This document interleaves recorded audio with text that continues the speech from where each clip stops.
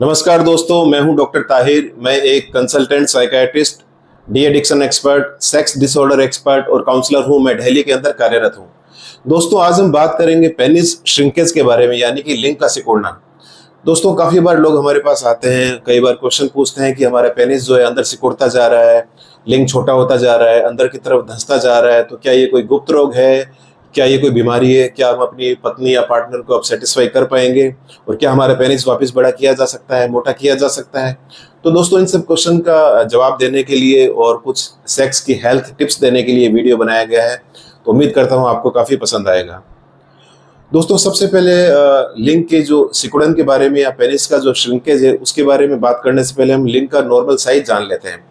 दोस्तों, अगर flaccid stage में, यानी कि जब आपका पेनिस इरेक्ट नहीं है, रिलैक्स है, उस फेज के अंदर अगर आपके लिंग की जो लेंथ है 1.5 इंच से 3.5 इंच है, तब ये नॉर्मल माना जाता है। और इरेक्ट फेज में, यानी जब पेनिस पूरे तनाव के अंदर है, उस समय अगर इसका साइज 5.6 इंच है, तब ये नॉर्मल माना जाता है। और अगर हम गोलाई की डायमीटर की बात करें, तो अगर इसका डायमीटर 4.8 इंच से 5 इंच है, तब ये नॉर्मल माना जाता है।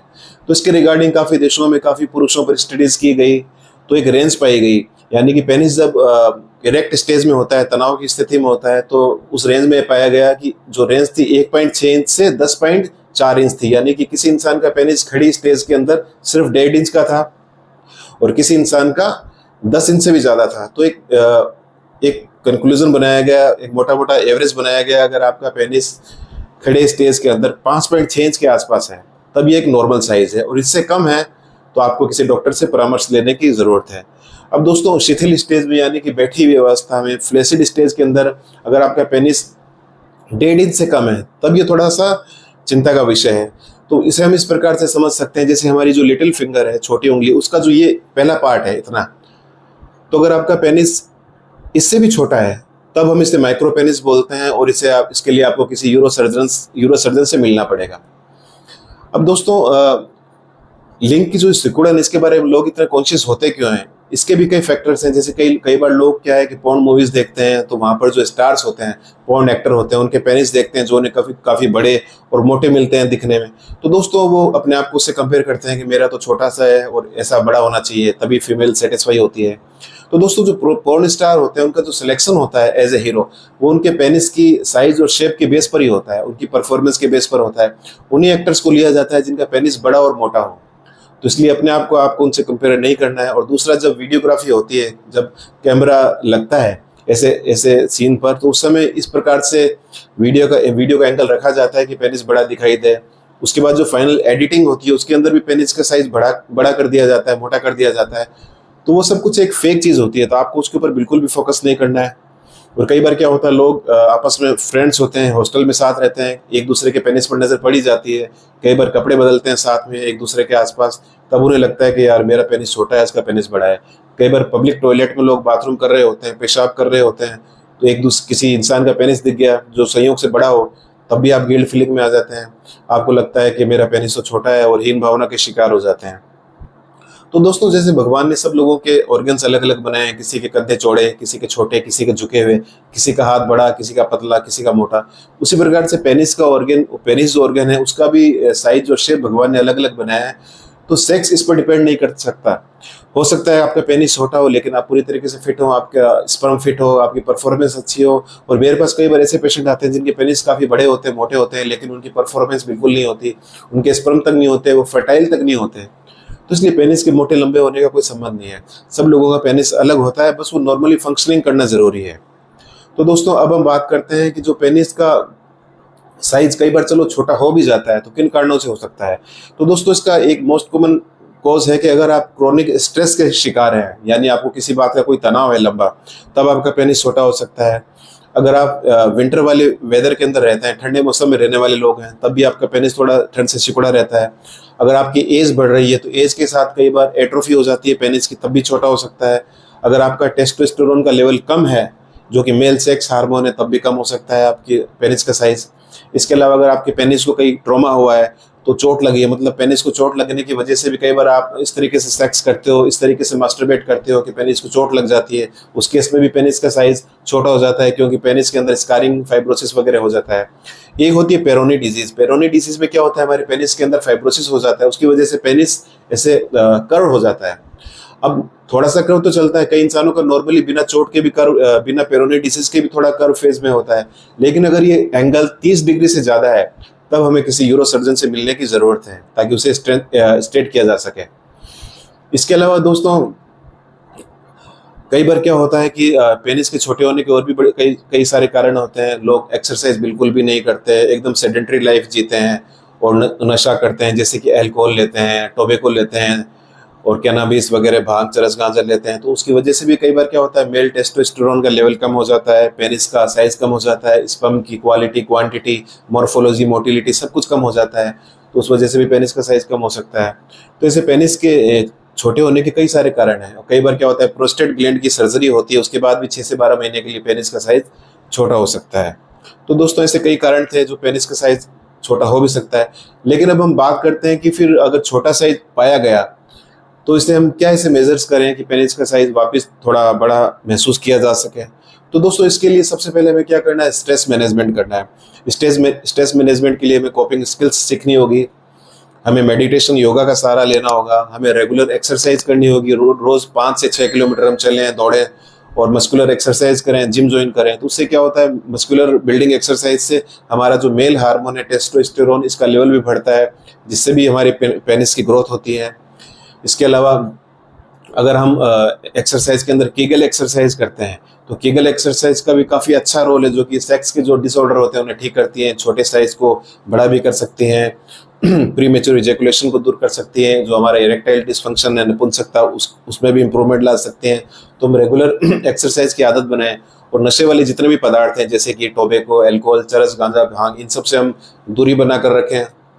और दोस्तों, कई बार मेडिसिन का भी इसमें रोल होता है, जैसे कि टाडालाफिल डोज को हम 2.5 मिलीग्राम या 5 मिलीग्राम के साथ अगर रेगुलर डेली बेसिस पर रात को लें, तो उससे भी क्या होता है, हमारे पेनिस के अंदर ब्लड फ्लो बढ़ता है, क्योंकि पेनिस का जो खड़े होना सारा ब्लड फ्लो पर डिपेंड है। जिस प्रकार से गुब्बारे में हवा बढ़ते हैं, गुब्बारा फूल जाता है, उसी प्रकार से पेनिस के अंदर भी जब ब्लड फ्लो बढ़ता है तो पेनिस का आकार बड़ा होता है। तो अगर हम रेगुलर बेसिस पर टाडालाफिल लो डोज के अंदर लेते हैं, तो उससे भी हमारे पेनिस का साइज बड़ा महसूस हमें होता है।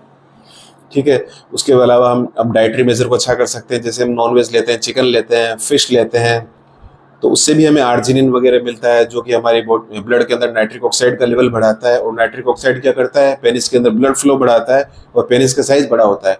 इसके अलावा दोस्तों, दूसरे कुछ ऐसे मेजर हैं, जैसे कि shock wave therapy. Shock wave therapy में क्या करते हैं, माइल्ड ग्रेड की इंटेंसिटी का जो शॉक है पेनिस को दिया जाता है, उससे भी पेनिस का ब्लड फ्लो बढ़ता है, साइज बढ़ता है। इसके अलावा जो वैक्यूम पंप डिवाइस है, उसके अंदर क्या करते हैं, पेनिस को जेल लगाकर वैक्यूम पंप के अंदर रख देते हैं, फिर एक वैक्यूम क्रिएट करते हैं जो कि पेनिस के अंदर ब्लड को खींचता है और पेनिस का साइज बढ़ता है। इसके अलावा एक मेथड है P shot therapy. P shot therapy में क्या करते हैं, हमारे पेशेंट का ब्लड लेते हैं, ब्लड में से प्लाज्मा निकाल कर उसे कंसंट्रेट करते हैं, फिर पेनिस के अंदर प्लाज्मा के इंजेक्शन लगाए जाते हैं, तो उससे भी पेनिस का साइज बढ़ता है। अब दोस्तों, इसके अलावा एक टेक्निक है सर्जरी। सर्जरी में क्या करते हैं कि हमारे पेनिस के आसपास जो फैट इकट्ठी हो गई है, तो वो भी एक मोस्ट कॉमन कॉज है पेनिस के छोटे दिखने का। उस पर मैं पहले बताना वो भूल गया। दोस्तों, हमारा जो पेनिस होता है, पेनिस के आसपास की जो एब्डोमेन की फैट है, जितनी ज़्यादा होगी, मान लो ये पेनिस है, पेनिस के आसपास की फैट है, जितनी आगे बढ़ती रहेगी तो पेनिस अंदर धंसता रहेगा, जितनी आगे बढ़ेगी पेनिस धंसता रहेगा। लेकिन जब हाथ से आप इस चर्बी को नीचे कर देंगे तो पेनिस वापस बाहर निकलेगा।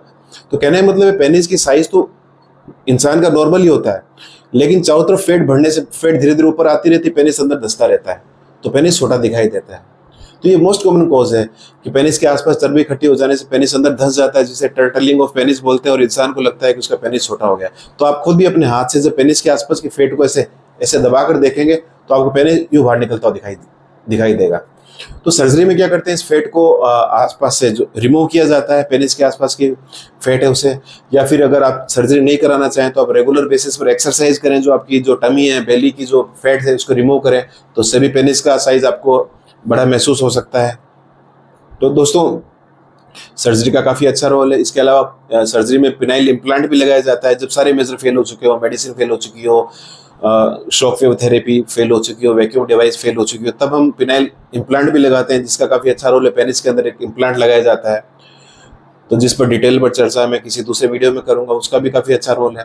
अब दोस्तों, हम पेनिस को जो हमारा देखने का तरीका है, अधिकतर केसेस में हम पेनिस को ऊपर से देखते हैं नीचे की तरफ। तो उससे क्या होता है, हमारा जो पेट का फैट है पहले हमें वो दिखता है, उसके बाद हमें पेनिस दिखाई देता है, तो हमें अंदर झुका हुआ दिखता है। तो अगर आपको एग्जैक्ट अपना पेनिस की लंबाई देखनी है, तो आप किसी मिरर के सामने खड़े हो, तो आपको डेफिनेटली आप आज ही ट्राई करके देखें, आपको अपने पेनिस की जो नॉर्मल एक्चुअल लेंथ है वो दिखाई देगी और आपको पेनिस हमेशा बड़ा महसूस होगा।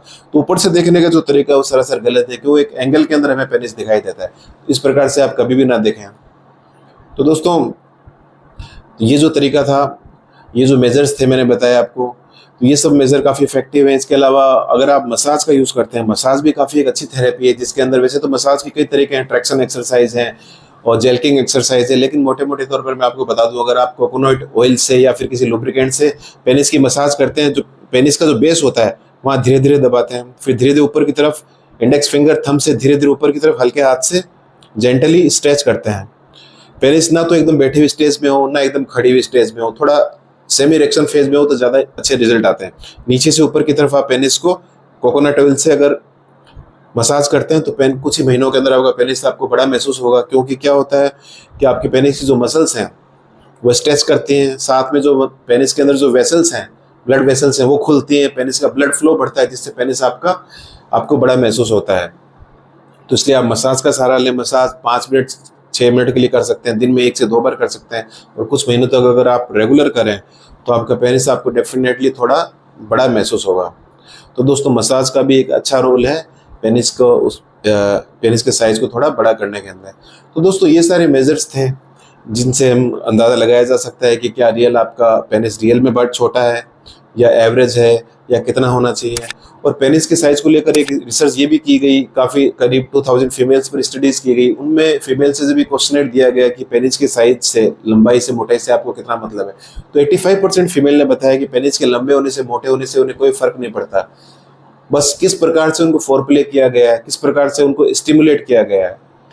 जितना लंबा फोरप्ले होगा, 20 मिनट आधा घंटे आप फीमेल को किस करेंगे, हक करेंगे, ओरल सेक्स करेंगे, टिकलिंग करेंगे क्लाइटोरिस की, सारा दारोमदार जो है उसके ऊपर डिपेंड करता है। पेनिस की लंबाई मोटाई से कुछ डिपेंड नहीं करता। आप अच्छा फोरप्ले करेंगे, उसके बाद आप इंटरकोर्स करेंगे, और अगर आपने फीमेल को पूरा सेटिस्फाई कर दिया, ऑर्गेज्म तक पहुंचा दिया, चरम सुख तक पहुंचा दिया, तो वही सबसे बड़ा फैक्टर है फीमेल की। लंबाई चौड़ाई का फीमेल को इस बात से कोई मतलब नहीं। तो आप अपने मन से ये चिंता निकाल दें कि आपका पेनिस छोटा है।